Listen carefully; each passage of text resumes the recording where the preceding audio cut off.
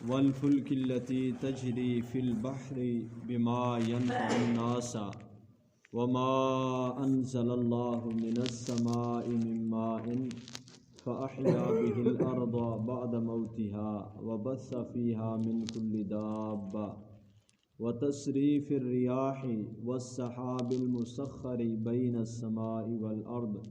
لآيات لقوم يعقلون۔ بے شک آسمانوں اور زمین کی تخلیق میں، بے شک آسمانوں اور زمین کی پیدائش میں اور رات دن کی گردش میں اور ان جہازوں اور کشتیوں میں جو سمندر میں لوگوں کو نفع پہنچانے والی چیزیں اٹھا کر چلتی ہیں، اور اس بارش کے پانی میں جس سے اللہ نے آسمان کی طرف سے اتارا، پھر اس کے ذریعے زمین کو مردہ زمین کو زندہ کر دیا، اور وہ زمین جس میں اس نے ہر قسم کے جانور پھیلا دیے ہیں اور ہواؤں کے رخ بدلتے ہیں، اور اس بادل میں جو آسمان اور زمین کے درمیان حکم الہی کا پابند ہو کر چلتا ہے، ان میں عقل مندوں کے لیے قدرت الہی کی بہت سی نشانیاں ہیں۔ سبحان اللہ۔ اس آیہ مبارکہ میں آپ نے ترجمہ سماعت فرمایا کہ اللہ تعالیٰ نے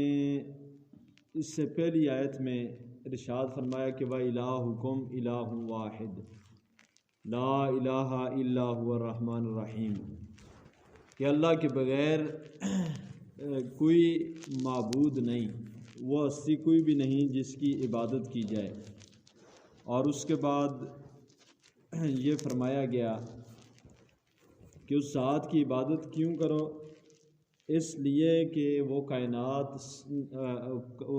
وہ ذات جو ہے،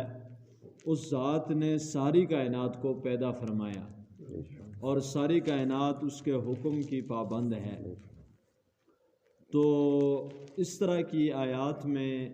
کافی ساری آیات میں اللہ تعالیٰ نے فرمایا، پہلے مضمون بیان فرما کے اللہ نے فرمایا افلا تتفکرون، افلا تتفکرون، اللہ تعالیٰ نے فرمایا کہ اس چیز میں غور کرو، فکر کرو۔ تو اسی لیے جو بزرگان دین ہوتے ہیں وہ مراقبہ کرتے ہیں، یعنی کائنات کی ہر چیز میں غور و فکر کیا جاتا ہے کہ یہ کیسا آسمان اللہ نے بغیر ستونوں کے پیدا فرمایا۔ اور اب دیکھیں کہ دن اور رات کی جو گردش ہے، آج تک انسان نے کتنی ترقی کر لی، لیکن اس کے باوجود آپ دنیا میں جس طرح ملک ہے براعظم انٹارکٹیکا ہے، وہاں پر 6 مہینے رات ہوتی ہے اور 6 مہینے دن ہوتا ہے۔ اتنی ترقی کے بعد بھی انسان جو ہے اس چیز پہ قدرت نہیں رکھتا کہ وہاں پہ 24 گھنٹے میں جو ہے وہ دن رات کو متعین کر سکے۔ وہاں پہ 6 مہینے کا چونکہ اللہ کا حکم ہے تو اس کو تبدیل نہیں کیا جا سکتا۔ تو اسی طرح ہمارے ملکوں میں کبھی دن بڑھتا ہے، کبھی گھٹتا ہے، کبھی رات بڑی ہو جاتی ہے، کبھی چھوٹی ہو جاتی ہے۔ تو انسانوں کے بس میں یہ چیز نہیں ہے کہ اس کو تبدیل کر سکیں۔ تو آخر اللہ تعالیٰ نے فرمایا کہ یہ دن رات جو گھٹتے بڑھتے ہیں، اور جو یہ آسمان اور زمین، یہ اتنی بڑی مخلوق ہے۔ اور آگے اللہ تعالیٰ نے فرمایا کہ سمندر میں آپ دیکھتے ہیں کہ اس سمندر میں کشتیاں سامان اٹھا کے چلتی ہیں، سمندر چلتے ہیں، سمندر میں جہاز چلتے ہیں، لیکن وہ ڈوبتے نہیں، ٹھیک ہے۔ تو آخر انہیں سنبھالنے والی بھی کوئی ذات ہے۔ اور پھر بارش کی کتنی دفعہ طلب ہوتی ہے تو بارش ہوتی نہیں، لیکن بعض دفعہ نہیں ہوتی تو نہیں جو ہے وہ بارش برس رہی ہوتی ہے۔ تو آخر اس نظام کو چلانے والا بارش، یعنی انسان کے چاہنے سے کچھ بھی نہیں ہوتا۔ جب بھی اللہ کی مرضی ہوتی ہے تو کسی ذات کی مرضی ہوتی ہے تو بارش برساتی ہے، اور کسی ذات کی مرضی نہیں ہوتی تو بارش نہیں برساتی، اور پھر اس بارش سے اللہ نے فرمایا کہ زمین مردہ ہوتی ہے اور اس کو سرسبز و شاداب زندہ کر دیا جاتا ہے، اور پھر اللہ نے فرمایا کہ اس زمین میں جانور، ہر طرح کے جانور، ہر قسم کے جانور اللہ نے پھیلا دیے، اور ہواؤں کا جو رخ ہوتا ہے ہمارے لیے تو یہ ایک عام سی بات ہے، لیکن اس میں غور فرمائیں کہ یہ ہوا کبھی شمال سے چلتی ہے، کبھی جنوب سے چلتی ہے، کبھی جو ہے مشرق سے چلتی ہے، اور کبھی اس کا رخ مغرب کی طرف ہوتا ہے۔ تو یہ ہوا ویسے ہی کائنات میں ایک اگر تنکا پڑا ہو تو وہ بغیر کسی کے حکم سے نہیں ہلتا۔ تو ایک چھوٹا سا کام یہاں پہ بیان کرنے کا مقصد یہ بھی ہے کہ اللہ نے فرمایا یہاں پہ عقل مندوں کے لیے بہت بڑی اللہ کی وحدانیت کی علامت ہے، علامات ہیں۔ اس میں اگر غور کیا جائے تو کتنی بڑی علامت ہے کہ اپنے بنے بنائے، حضرت امام اعظم، اس مثال کے ذریعے سمجھنا بہت آسان ہو جائے گا۔ کائنات میں ایک ایسا گروپ ہے جس کو دہریہ کہتے ہیں، اور وہ کہتے ہیں کہ یہ کائنات کا نظام خود بخود چل رہا ہے۔ تو امام اعظم ابو حنیفہ رحمۃ اللہ تعالیٰ علیہ کی کو ایک دہریہ نے چیلنج کیا کہ میں آپ سے مناظرہ کرنا چاہتا ہوں۔ آپ کہتے ہیں کہ اس کائنات کو چلانے والی ذات اللہ تعالیٰ کی ہے، اور میں کہتا ہوں یہ کائنات جو ہے یہ بغیر کسی کے حکم کے، بغیر کسی کے بنائے کے یہ خود بخود بن گئی ہے، اور یہ اپنے تحت آپ ہی چل رہی ہے یہ نظام۔ تو امام اعظم ابو حنیفہ رحمۃ اللہ تعالیٰ علیہ آپ نے فرمایا ٹھیک ہے، مناظرے کا ٹائم جو ہے مقرر ہو گیا، جگہ متعین ہو گئی، اور تاریخ بھی مقرر ہو گئی۔ اس تاریخ پہ دہریہ اپنے جو ہے رفقا کے ساتھ، اپنے علماء کے ساتھ وہاں پہ پہنچا۔ امام اعظم ابو حنیفہ رحمۃ اللہ تعالیٰ علیہ تھوڑی جو آپ نے دیر فرما دی۔ دیر کے بعد آپ رحمۃ اللہ تعالیٰ علیہ وہاں پہ پہنچے تو دہریہ نے کہا حضرت آپ نے تو پہلی جو ہے یہ وعدہ خلافی کی ہے کہ فلاں ٹائم پہنچنا تھا اور آپ نے اتنی دیر لگائی ہے۔ تو آپ نے فرمایا بھائی جو ناراض نہیں ہونا، دراصل میں سفر کر کے آیا ہوں اور اس سفر میں مجھے دیر ہوگی۔ معاملہ اس طرح ہوا تھا کہ راستے میں دریا ہے، تو دریا پہ پہنچا تو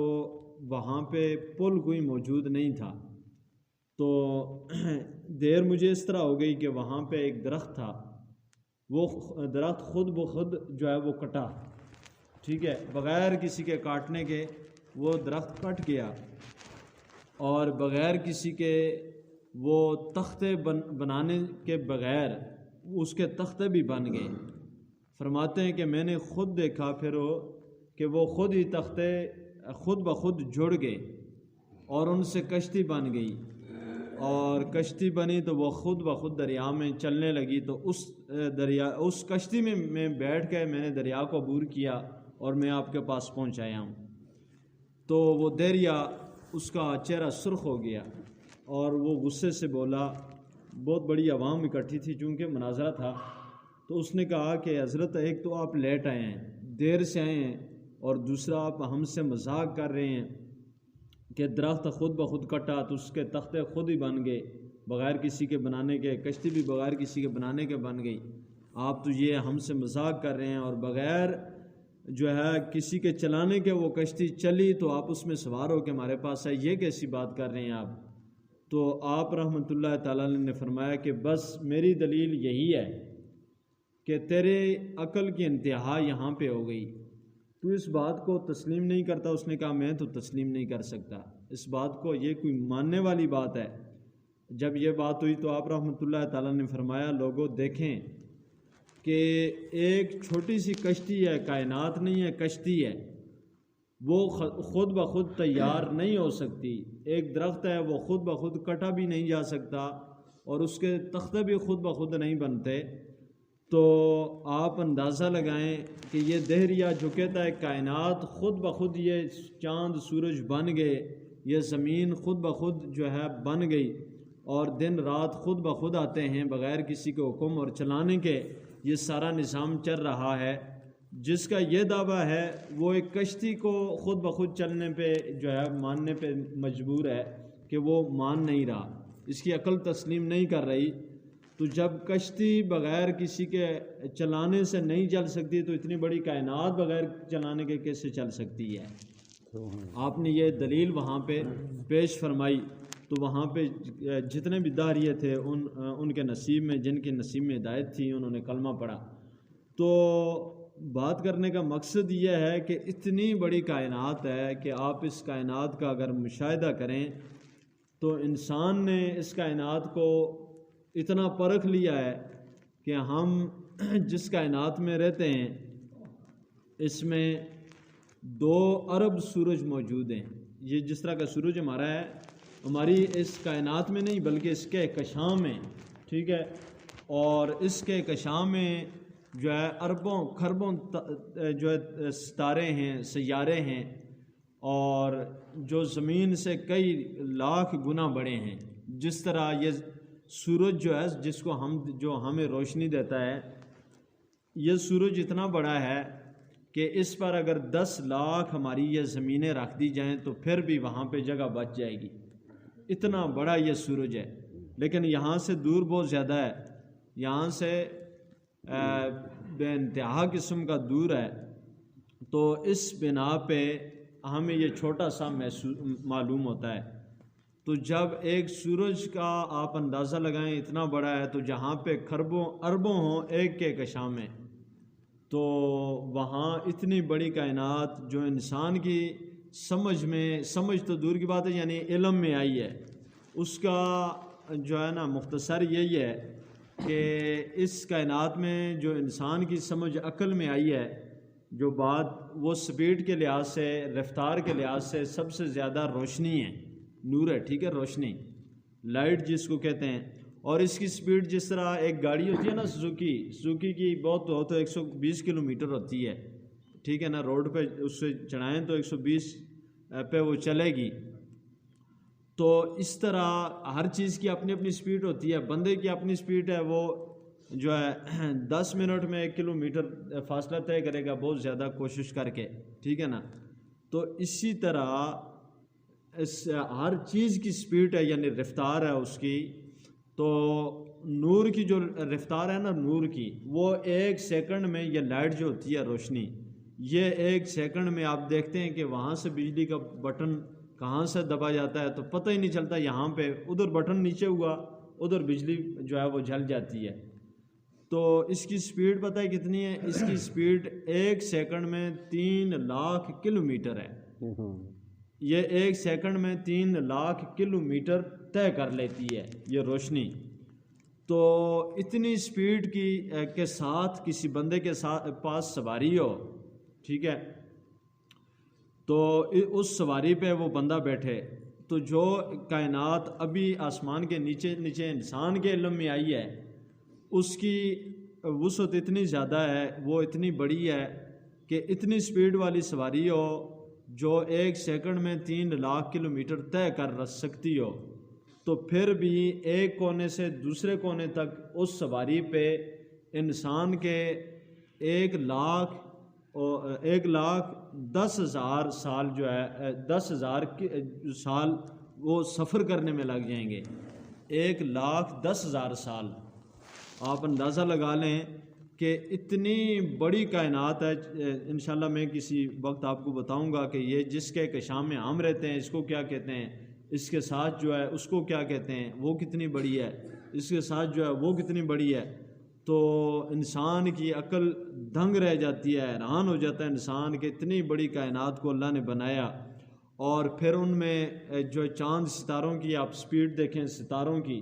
اتنی سپیڈ کے ساتھ ہوتے ہیں لیکن وہ آپس میں ٹکراتے نہیں ہیں، اپنی اپنی منزل میں۔ اور آپ سورج کو دیکھتے ہیں کہ سورج آج تک ایسا نہیں ہوا کہ سورج نے چھٹی کی ہو کہ آج سورج نہیں نکلا جی، وہ کہیں گے یہ جو جس دن دھوپ نہیں ہوتی اس کے آگے بادل آ جاتے ہیں، یہ تو آپ کو پتہ ہی ہے، ٹھیک ہے نا، بادلوں کی وجہ سے، ورنہ سورج اپنے سفر پہ یہ مقرر لگا ہوا ہے، اور اس میں مجال نہیں ہے کہ یہ حکم عدولی کرے، اللہ تعالیٰ کا حکم پورا نہ کرے۔ تو اتنی بڑی کائنات کا یہ نظام چلانے والی ذات جو ہے، آخر سوچ کے انسان کو جو ہے اس میں فکر کرنے کی کوشش کرنی چاہیے۔ تو اللہ نے فرمایا کہ غور کریں کہ انسان تو وہ ہے کہ اپنی مرضی سے اٹھا کے اپنے منہ میں نوالا نہیں ڈال سکتا، اگر ڈال لے تو پھر اس کو چبا نہیں سکتا اپنی مرضی سے، اگر چبا لے تو اس کو نیچے اتارنے میں تجھے بھی پھر بھی تو محتاج ہے، اگر تیرے وہ پیٹ میں اتر جائے تو پھر اس کو ہضم کرنے میں پھر بھی تو محتاج ہے کہ کوئی ذات تیرے اس نوالے کو، تیرے معدے کو حکم دے گی تو وہ ہضم کرے گا، اور پھر اس کو اگر جو فضلات ہیں، خارج از فضلات ہیں، انہیں خارج کرنے میں بھی تو محتاج ہے۔ آپ دیکھتے ہیں کہ کتنے لوگوں کا جو ہے وہ بول و براز بند ہو جاتا ہے، بیمار ہو جاتے ہیں، وہ پیشاب نہیں کر سکتے، ٹھیک ہے، بیماری لگ جاتی ہے۔ انسان اتنا محتاج ہے، اور انسان اتنا محتاج ہے کہ ایک قدم اٹھاتا ہے تو دوسرا قدم جب تک وہ پاؤں نیچے نہ رکھے تو دوسرا قدم بھی اٹھا نہیں سکتا۔ تو اس کائنات میں آخر اس محتاج انسان کو، اس کائنات کا جو اشرف المخلوقات کسی نے بنایا ہے تو وہ ایک ذات ہے، اس ذات کو اللہ رب العالمین کہتے ہیں۔ تو اللہ تعالیٰ نے یہی سایہ مبارکہ میں تمام اقوام عالم کو بتایا کہ کبھی تم چاند کی پرستش کرتے ہو، کبھی سورج کے سامنے جھکتے ہو، کبھی پتھروں کے سامنے جھک جاتے ہو، تو اس ساری کائنات کو اللہ تعالیٰ نے بنایا جو ہے وہ تمہارے اے انسان تیری خدمت کے لیے بنایا ہے، ٹھیک ہے۔ چاند، سورج، ستارے اور درخت، اور جس پتھر کے سامنے انسان جھکتا ہے اس پتھر کو اور اس زمین کو اللہ تعالیٰ نے انسان کے لیے بنایا ہے، اور فرمایا کہ انسان تجھے میں نے اپنی ذات کے لیے بنایا ہے۔ اور اس کا انشاءاللہ مضمون 22ویں سپارے میں آئے گا،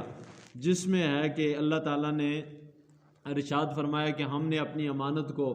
امانت کیا ہے؟ امانت اللہ تعالیٰ کی معرفت، اللہ کی محبت جو ہے، اس کو ہم نے زمین و آسمان اور پہاڑوں پہ پیش کیا۔ تو اللہ تعالیٰ فرماتا ہے کہ زمین، آسمان اور پہاڑ عاجز آ گئے اور عرض کرنے لگے یا اللہ ہم بہت چھوٹے ہیں، تیری امانت بہت بڑی ہے۔ تو اللہ نے فرمایا کہ وَحَمَلَهَا الْإِنسَانُ، پھر اس امانت کو انسان نے اٹھا لیا، انسان نے اس امانت کو اٹھا لیا۔ تو چونکہ اللہ نے بنایا ہی انسان کو تو اس لیے انسان نے اس امانت کو اٹھا لیا۔ اب دیکھیں کہ یہ انسان جب انسان بن جاتا ہے تو یہ فرشتوں سے بھی افضل و اعلیٰ ہے، سبحان اللہ۔ لیکن اگر یہی انسان گر جائے تو پھر قرآن میں آئے گا کہ یہ انسان جانوروں سے بھی بدتر ہے، اس لیے کہ جس مقصد کے لیے اس کو بنایا گیا تھا وہ مقصد اس نے پورا ہی نہیں کیا، تو یہ جانوروں سے بھی گر جاتا ہے۔ تو اللہ تعالیٰ اسی کے متعلق بار بار انشاءاللہ آگے آیات آئیں گی جن میں اللہ نے فرمایا کہ کائنات میں غور کریں۔ تو ہمیں بھی چاہیے کہ ہم اب دیکھیں نا کہ حضرت ابراہیم علیہ السلام کا قصہ آئے گا، جس میں ہے کہ حضرت ابراہیم علیہ السلام نے چاند کو دیکھا تو کہنے لگے ہاذا ربی، یہ میرا رب ہے۔ ستاروں کو دیکھا تو کہا ہاذا ربی، یہ میرے رب ہیں۔ جب سورج نکلا تو سورج ان سے زیادہ روشن تھا، کہا ہاذا ربی، یہ میرا رب ہے۔ تو پھر اس طرح ہوا کہ سورج بھی غروب ہو گیا، تو آپ نے قوم کو فرمایا کہ جو غروب ہو جائے، جس پہ زوال آئے، غروب کا مطلب ہے زوال آ جائے جس پہ، ٹھیک ہے، جس پہ زوال آ جائے تو وہ کائنات کا رب نہیں ہو سکتا۔ تو آپ نے فرمایا انی وجہت وجہی للذی فطر السماوات والارض حنیفا وما کان من المشرکین۔ آپ نے فرمایا کہ میں اس ذات کی طرف متوجہ ہو گیا جو کائنات کا پیدا کرنے والا ہے، جس کا کوئی شریک نہیں ہے۔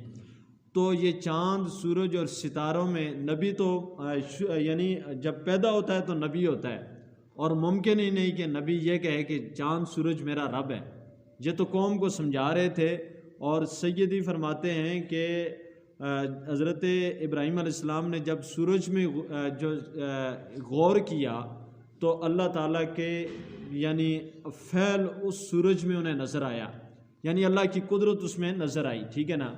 تو اللہ کی قدرت نظر آئی، تو اللہ کی قدرت کو دیکھ کے انہوں نے یہ ذہن میں لا کے کہا تھا کہ جو اس کو چلا رہا ہے وہ میرا رب ہے، ٹھیک ہے۔ تو قوم سمجھی کہ یہ سورج کو کہہ رہے ہیں، تو ساتھ قوم کو بھی سمجھا رہے تھے، ساتھ ہی اللہ کی بڑائی کو بھی بیان فرما رہے تھے۔ اس کی مثال اس طرح ہے کہ مثال کے طور پہ ایک مستری بہت اچھا کام کرے تو ایک بندہ کہے جی دیکھیں یہ ہیں مستری صاحب، ٹھیک ہے نا، کام کو دیکھ کے کہیں یہ ہیں مستری صاحب، ٹھیک ہے نا، اس طرح ہوتا ہے، ٹھیک ہے۔ اسی طرح تو اس سے مراد یہ ہوتی ہے وہ کام مستری نہیں ہوتا، بلکہ جس نے وہ کام کیا ہوتا ہے وہ بندہ مستری ہوتا ہے۔ تو اللہ تعالیٰ سورج کو ابراہیم علیہ السلام نے دیکھا تو سورج چمک دمک رہا تھا، تو ابراہیم علیہ السلام نے فرمایا ھذا ربی، یہ ہے میرا رب۔ مطلب یہ ہے کہ جو اس کو اتنی روشنی اور اتنی وسعت اور اتنی بڑائی عطا کرنے والا ہے، کتنا جو ذات اس کو اس طرح چمکا رہی ہے وہ ذات خود کتنی بڑی ہوگی، ٹھیک ہے، کتنی شان والی ہوگی۔ تو اس لیے ان آیات میں کو سننے کے بعد ہمیں کائنات کی ہر چیز میں اپنی عقل کے مطابق غور کرنا چاہیے۔ ہم رات کو اٹھیں ستاروں کو دیکھیں، پہاڑوں کو دیکھیں، باہر جاتے ہیں تو درختوں کو دیکھیں، تو انشاءاللہ جب غور کریں گے تو اللہ تعالیٰ کی توحید کے اسرار ہم پہ واضح ہوں گے کہ اللہ وحدہ لا شریک ہے۔ تو اسی لیے نبی پاک علیہ السلام نے فرمایا کہ لمحہ بھر کی جو فکر ہوتی ہے وہ 60 سال کی عبادت سے بہتر ہوتی ہے۔ تو اللہ تعالیٰ مجھے اور آپ کو اس پہ عمل کرنے کی توفیق عطا فرمائے، آمین بجاہ نبی الامین صلی اللہ علیہ وسلم۔